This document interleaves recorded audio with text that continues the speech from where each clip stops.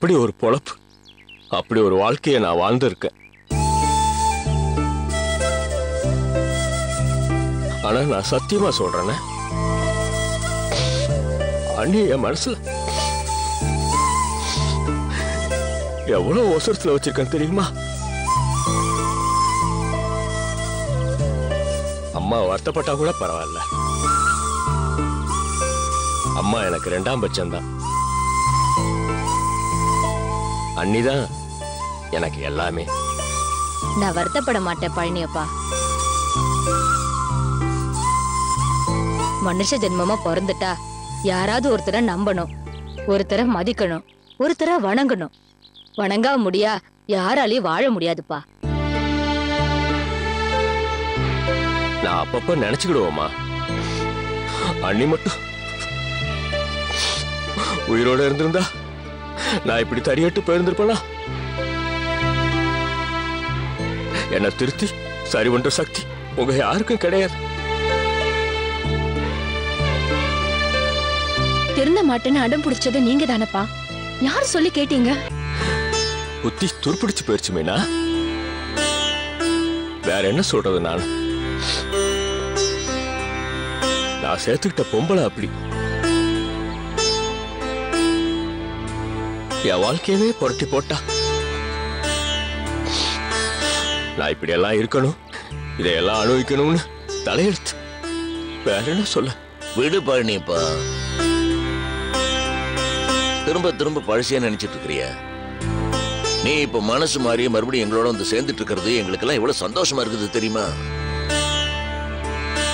தெரியல என்ன, ஆண்டவன் உங்க எல்லார் மனசையும் சுத்தமான பாலா படைச்சிருக்கான். ஆனா என் புத்திய மட்டும் விஷமா ஆக்கிட்டான். ஏன் தெரியல. அதுவும் ஒரு விதத்தில் நல்லதுன்னு நினைச்சுக்க பழனிப்பா. ஒரு தடவை செஞ்ச தப்ப உணர்ந்துட்டு இல்ல, மறுபடியும் மறந்து கூட அந்த தப்ப பண்ணவே மாட்டேன். ஏன், நீ செஞ்ச தப்பும் கத்துக்கிட்ட பாடமும் இந்த குடும்பத்துல எல்லாருக்குமே ஒரு பாடமா இருந்துட்டு போட்டுமே.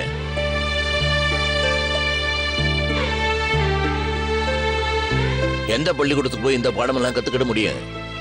என்ன, இந்த பாடம் படிக்கிறதுக்கு கொஞ்சம் அதிகமாகவே விலையை கொடுத்துட்டோம், அவ்வளவுதான். மத்த எல்லாத்தையும் விடுங்கண்ண.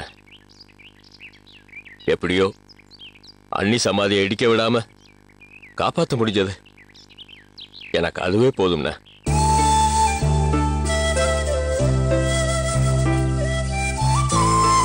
பிறந்ததுக்கு உருப்படியா இப்படி ஒரு காரியத்தை செய்ய முடிஞ்சதேன்னு நான் சந்தோஷப்பட்டுக்கிறேன். எனக்கு தெரியும்டா, நீ தெரிஞ்சிருவேன்னு அந்த நம்பிக்கை எனக்கு இருந்துச்சு.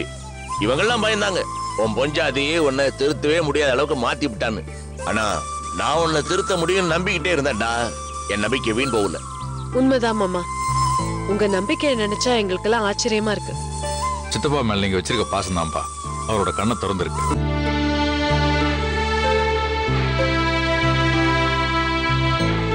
இல்லனா பெரியம்மா தெய்வமா இருந்ததா எங்க அப்பா மனச மாத்திருக்காங்க.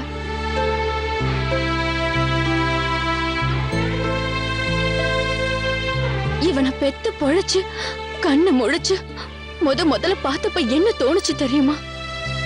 அப்பா யாரு, தாத்தா யாரு, பாட்டி யாருன்னு குழந்தை பேச ஆரம்பிச்சு கேள்வி கேட்க ஆரம்பிச்சதுன்னா யாருடா கை காட்ட போறோன்னு மனசுக்குள்ள தவிச்சு போயிட்டேன்னா.